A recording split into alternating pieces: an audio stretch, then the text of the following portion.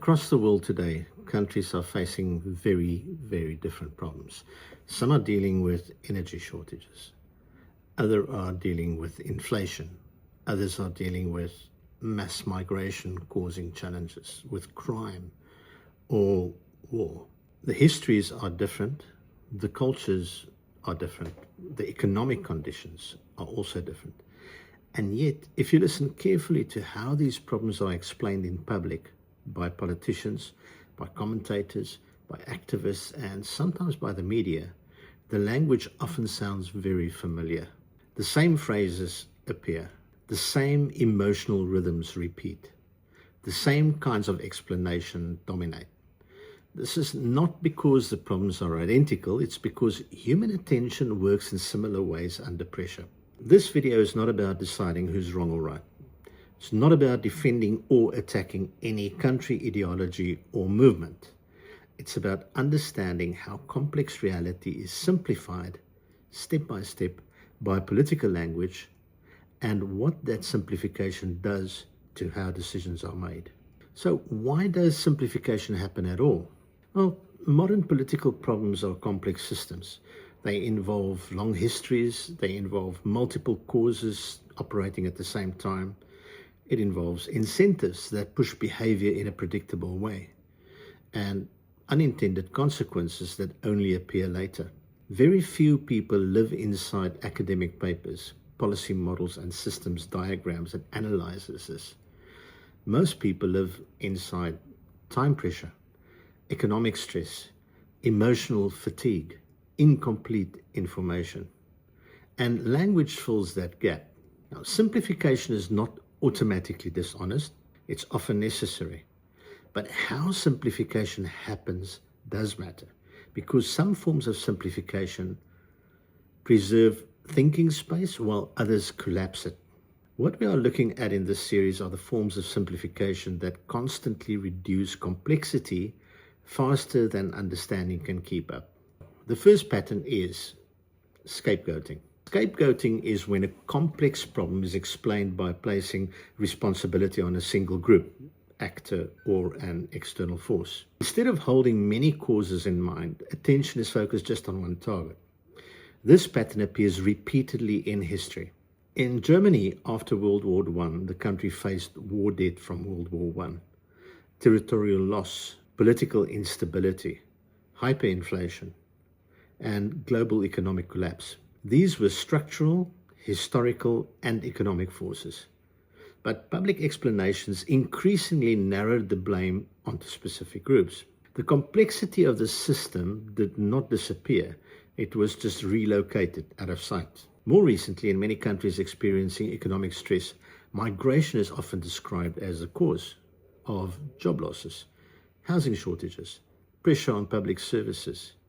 Yet, empirical data frequently shows that automation, capital concentration, zoning policies, and educational mismatches play a much larger role. Scapegoating does not require the target to be completely irrelevant.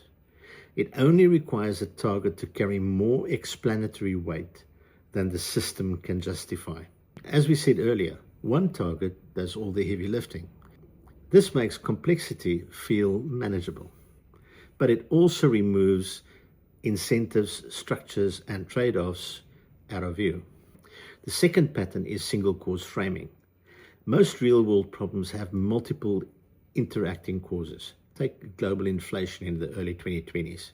It involved pandemic supply chain disruptions, large fiscal stimulus, energy price volatility, changes in consumption patterns, monetary policy lag effects. Yet public explanation often just narrows down to single causes like money printing or corporate greed, sanctions, globalization.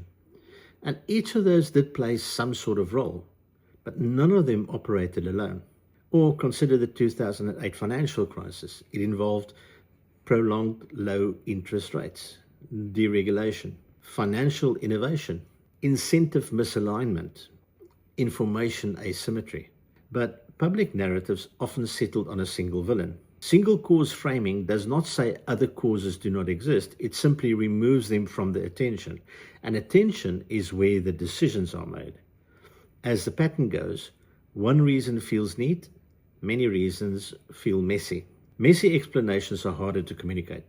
They do not travel well in short formats and they do not produce emotional closure, but they are often closer to reality. As causes simplify, choices simplify next. The third pattern is binary framing.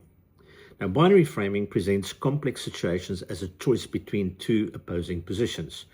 We are for or against, with us or against us, progress or destruction. The middle just completely disappears. During the Cold War, global politics was often framed as capitalist versus communist, free world versus enemy.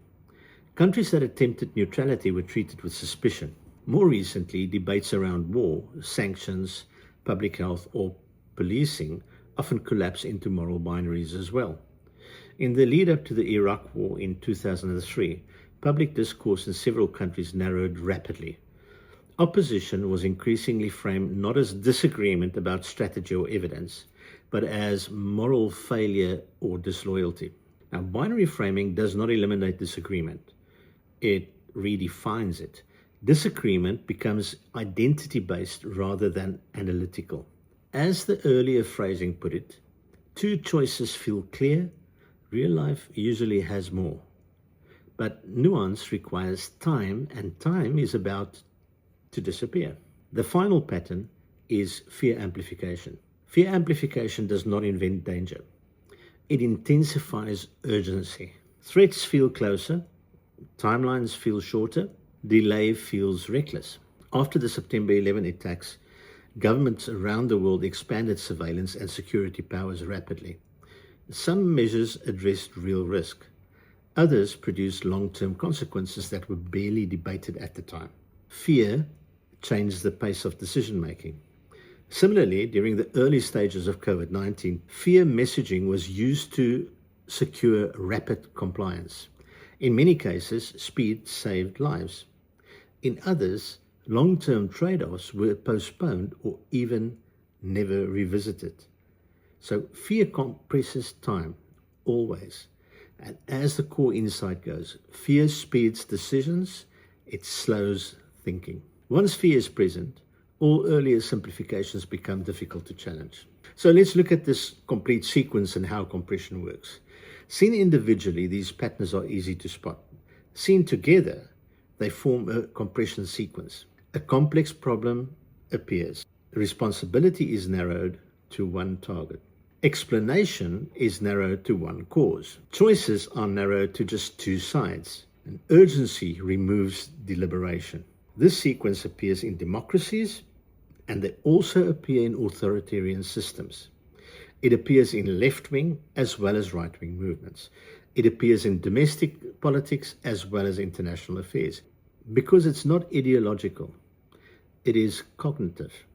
It reflects how human beings process information under pressure. So, what does this do to decision-making?